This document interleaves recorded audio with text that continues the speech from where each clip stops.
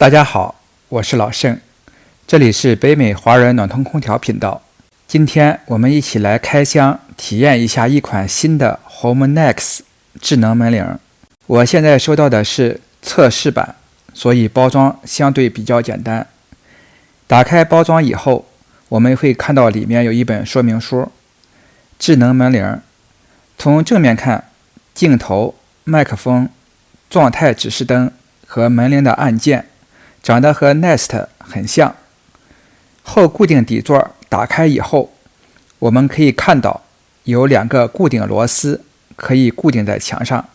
主门铃后面有 SD 卡插槽、扬声器、复位按钮和 USB 接口。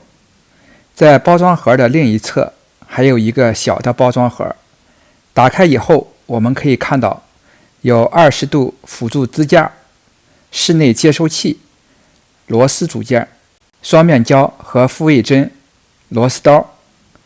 这张照片是告诉我们包装里面应该有的配件和可视门铃的部件说明。下面我们来看一下这个智能门铃的安装。我们先找个 SD 卡装到 SD 卡插槽内。我现在找了一个以前已经废弃的不用的 4G 的 SD 卡，按照提示方向插到 SD 卡插槽内，推进去以后自动卡住就可以了。厂家推荐的是至少 32G SD 卡。现在我们对 HomeNex 和 Nest 门铃的大小尺寸进行实际比较。从尺寸上来看， HomeNex 和 Nest 的正面大小很像，几乎大小一模一样，但是 Nest 后面固定在墙上的底座要比 HomeNex 要小很多。我先随便找了一个螺丝，把底座固定到墙上。我试了一下这个螺丝，它不是 HomeNex 本身带的，大小可能稍微大了点，所以门铃固定不上去。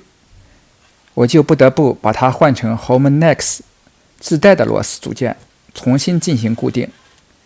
因为我们现在只是进行比较测试，所以我没有把它连到门铃的电源上。我只是暂时找了一个24伏的变压器，直接给 HomeNex 供电。HomeNex 说明书上电压规定是12到24伏，我用的这个变压器是24伏的。固定好以后，通电会看到红色的指示灯在闪烁。下面我给大家演示一下如何把旧的普通的门铃一步步换成 HomeNex。 首先我们一定记住要把电源关掉，以免造成设备或变压器的损坏。把旧门铃拆下来以后，把新的门铃底座装上，2条电源线接好后，从下面用固定螺丝把 HomeNex 门铃固定好。之后我们来进行室内门铃接收器的安装。我们找到室内的门铃以后，把上面的盖板打开，我们会看到门铃上面也有2根线，一般来讲是标注着 Front 或 Rear 和 Transformer。Front、Rear 指的是前后门铃，当然大部分是只有一个门铃接线。如果前后门铃都有，而且使用同一个室内叮当机的话，那 Front 和 Rear 就都有接线。我们把线接好以后，把室内接收器用双面胶贴在门铃的盒子上。这时候我们重新打开电源，就可以看到门铃上的红色的指示灯在不停地闪烁，这表明电源已经接通。这个时候我们就可以进行门铃和 APP 的匹配了。在手机上下载 HomeNex 的 APP， 我们可以通过说明书上的2维码扫描进行下载安装。我这边是用微信里面的扫描功能，扫描以后我们会看到 Smart Life APP 可以进行下载。当点击下载以后，会在上面显示点击 Menu 打开缺省的浏览器后才能下载，也就是右上角的3个小点。打开3个小点以后，我们用苹果自带的浏览器重新打开，点击下载。下载完以后，我们需要登录，或者你要是没有账号的话，你就需要重新注册账号。因为我已经有账号了，所以我现在就直接登录。登录完了之后，你就会看到会弹出好多窗口。这些弹出窗口是询问我们是不是允许这个 APP 访问我们的数据和网络，是不是可以允许发送通知，是不是允许使用蓝牙等。建议这些选择是或者允许，之后就会出现添加设备的页面。我们可以点击右上角的加号，或者下面的 Add Device 进行设备添加。我们要选择 Security 和 Sensor， 然后选择智能门铃，点击下一步。这个时候我们需要输入家里的 Wi-Fi 和密码。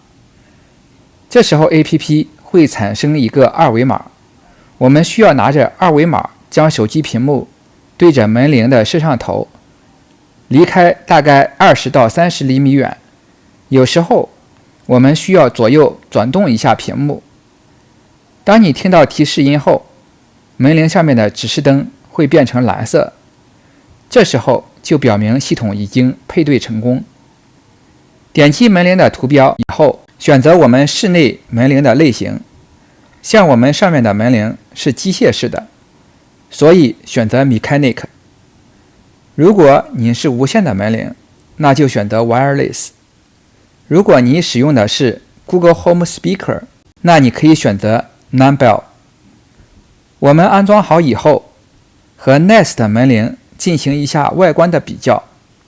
从正面看，大小差不多，但是因为 Nest 的外壳是白色的，所以显得看上去会更窄一些。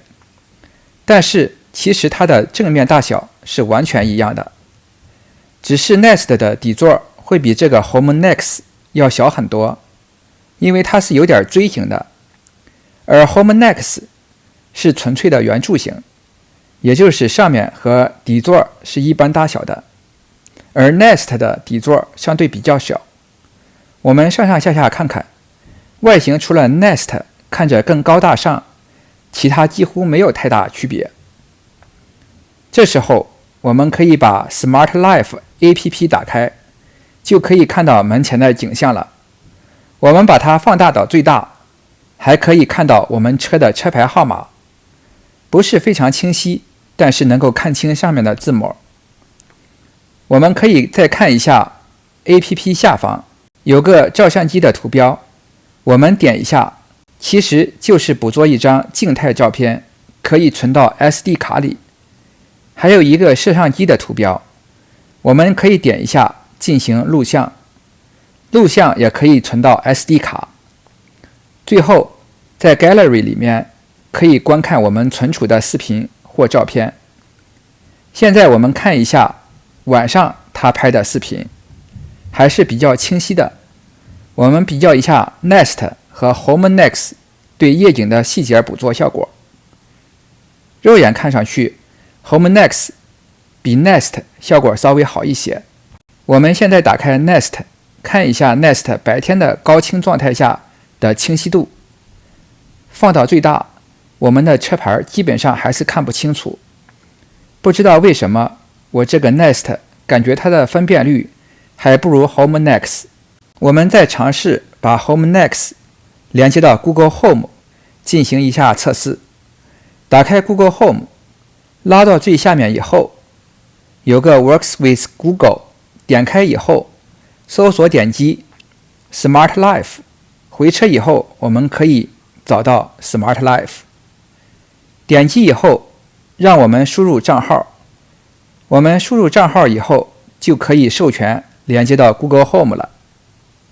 连接以后，我们可以看到在 Front Door 有个 Doorbell， 我们点击一下 Doorbell， 这个时候系统会提醒这个设备无法在 Google Home 里面进行视频浏览。连接到 Google Home 以后，我们和 Nest 门铃同时进行比较一下。当我们按 Home Next 门铃的时候，我们的 Google Hub 只能有语音提示，并不能在 Google Hub 里面观看门前的视频。虽然它能够连到 Google Home， 但是 Google Home 只会有语音提示，前门有人按门铃，但是它不能打开视频。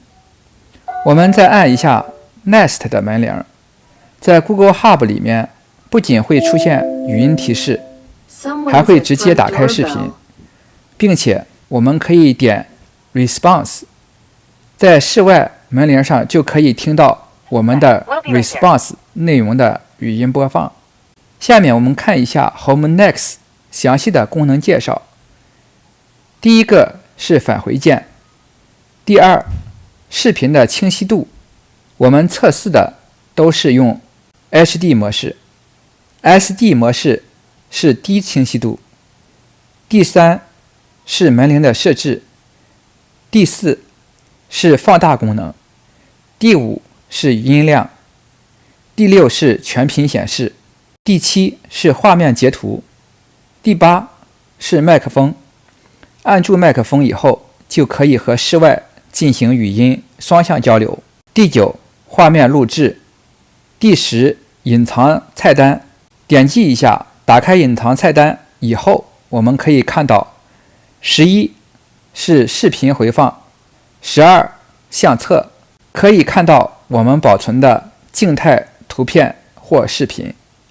13主题配色。14红外夜视开启或关闭。15移动侦测。开启移动侦测设置后，我们可以设置监测区域和银行过滤功能。